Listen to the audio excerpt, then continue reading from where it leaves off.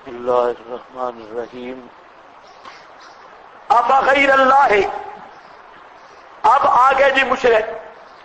مشرکوں نے آ کے کہا یار ہماری دشمنی بڑھ گئی ہے، اس طرح کرتے ہیں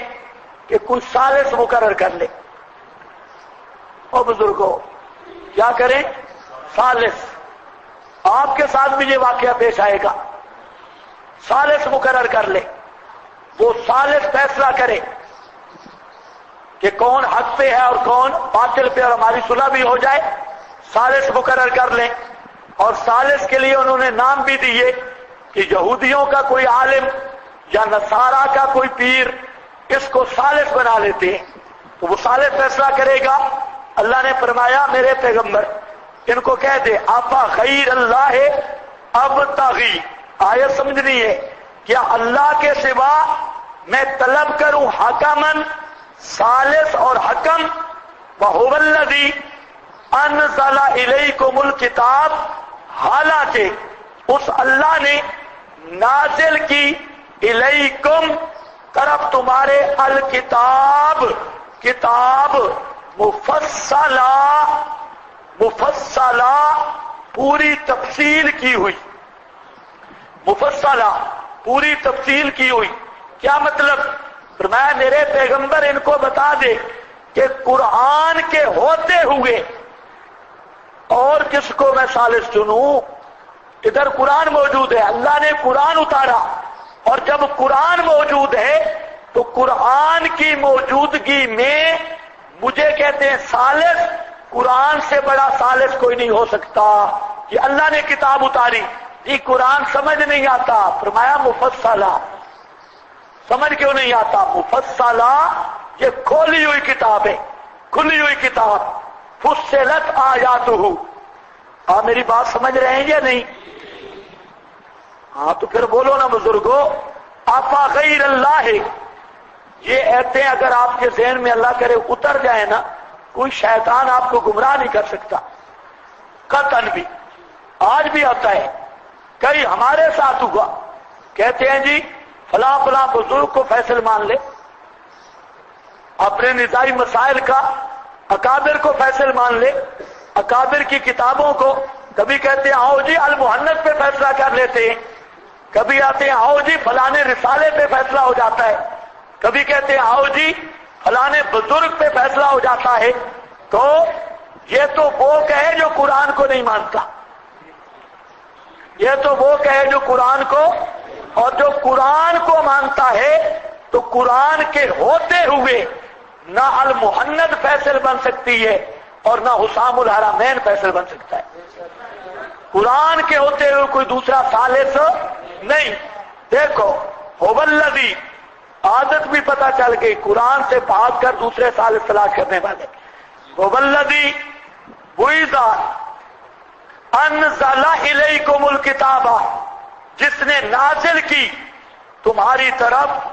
الکتاب، کامل کتاب، ہے بھی کامل اور ہے بھی مفصلاً، مجمل یا مفصل؟ مجمل یا مفصل؟ اب جو آدمی کہے جی قرآن مجمل ہے، اس سے استدلال نہیں ہو سکتا، تو ہے قرآن کا منکر کہ نہیں؟ جی ایک آدمی کہے کہ قرآن بالکل مجمل ہے، قابل استدلال نہیں، قرآن کیا کہہ رہا ہے؟ مفصلہ، آگے آ رہا ہے تفصیلہ، پھر آ رہا ہے تبیانہ، پھر آ رہا ہے بینات، پھر آ رہا ہے فصلت آیاتہ۔ اور مولوی کہے نہیں نہیں قرآن سے تو آدمی گمراہ ہو جاتا ہے، اور یہ مجمل کتاب ہے، تو ایسا مولوی ہو یا کوئی اور ہو تو میرا خیال تو ہے مسلمان نہیں رہے گا، قرآن کا صریح منکر ہے۔ اور یہ ہے حضرت ماسٹر اکاڑوی صاحب، اور انہوں نے باقاعدہ لکھ دیا، یہ جو تسکین الاذکیاء ہے اس میں یہ عبارت موجود ہے، کہتے ہیں قرآن سے تو آدمی گمراہ ہو جاتا ہے کیونکہ قرآن مجمل ہے، اس لیے حدیث سے ہدایت ملے گی، قرآن سے ہدایت نہیں ملتی۔ یضل بھی کثیرا، کہتے ہیں قرآن سے تو آدمی گمراہ ہوتا ہے کیونکہ قرآن مجمل ہے۔ کچھ سمجھ آئی یہ بات؟ اللہ نے ماسٹر کے سوال کا جواب بھی دے دیا۔ الکتاب مفصلاً، تفصیل کی ہوئی، والذین آتیناہم الکتاب، والذین وہ لوگ، والذین آتیناہم الکتاب وہ لوگ کہ دی ہم نے ان کو الکتاب کتاب، یعلمون وہ جانتے ہیں انہو منزل من ربک کہ یہ قرآن نازل کیا گیا ہے تیرے رب کی طرف سے،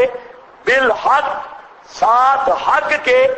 حق لے کر آیا ٹھیک ٹھیک، فلا تکونن یا خطاب ہے ہر سامع اور ہر مخاطب کو، بس ہرگز نہ ہونا اے مخاطب ایھا السامع من الممترین شک کرنے والوں سے، وتمت کلمۃ ربک اور تمت پوری ہو گئی کلمۃ ربک، تمت کلمۃ ربک پوری ہو گئی۔ اب بات سمجھو، یہ پہلا حصہ جو تھا سورۃ الانعام کا، اس میں رد تھا شرک اعتقادی کا، پہلے حصہ میں رد تھا شرک اعتقادی کا، اور آپ نے پوری تفصیل کے ساتھ پڑھا، اس پر 11 دلائل عقلیہ پیش کیے، الحمدللہ کہ اللہ کے سوا کوئی کارساز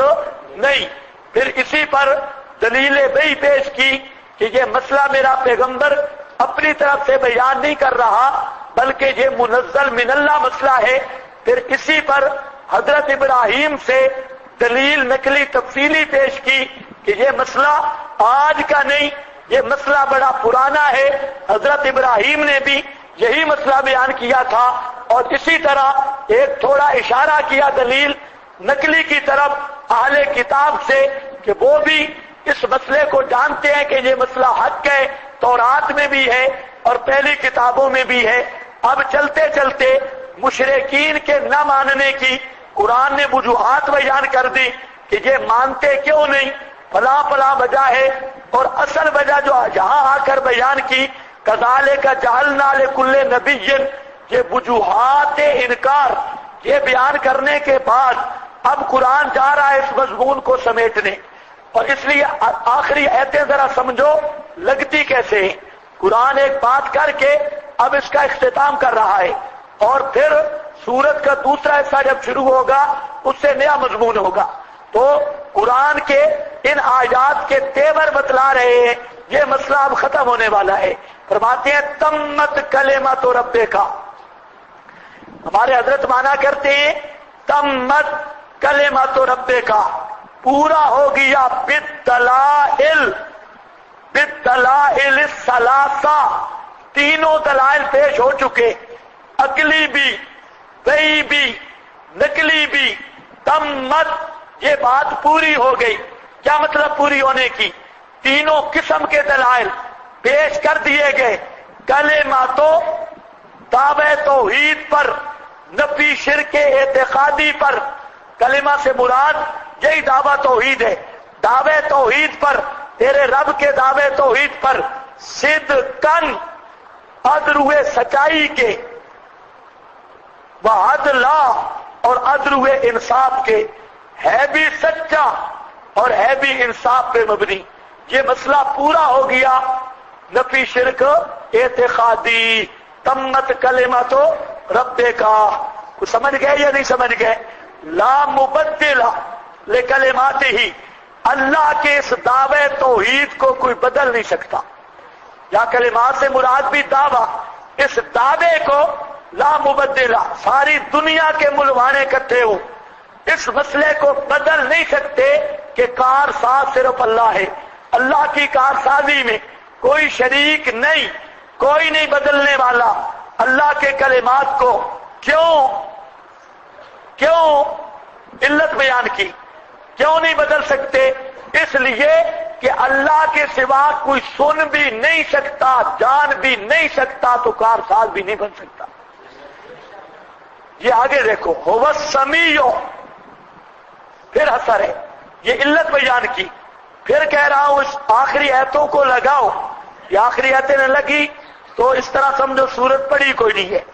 تمت کلمۃ ربک، پورا ہو گئی بات تیرے رب کی، تمت کا مطلب بالدلائل الثلاثہ، تینوں دلائل عقلی نقلی وحی کے ذریعے کلمۃ ربے کا بات تیرے رب کی یعنی دعوے توحید صدقاً ادروح سچا ہونے کے بعدلا اور مبنی بر انصاف ہونے کے بات سچی بھی یہی ہے،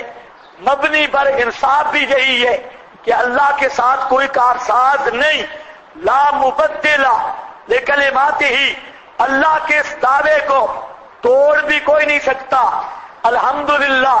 کہ کارساز اللہ، اس دعوے کو توڑنے والا بھی کوئی نہیں، کیوں کوئی نہیں توڑ سکتا؟ هو السمیع العلیم، اس لیے کہ ما فوق الاسباب سننا یہ صرف اللہ کا خاصہ، ما فوق الاسباب جاننا یہ صرف اللہ کا خاصہ۔ جب سننے والا اللہ اور کوئی نہیں، جاننے والا اللہ اور کوئی نہیں، تو کارساز بھی صرف اللہ اور کوئی نہیں، اس لیے اس دعوے کو کوئی توڑ سکتا نہیں۔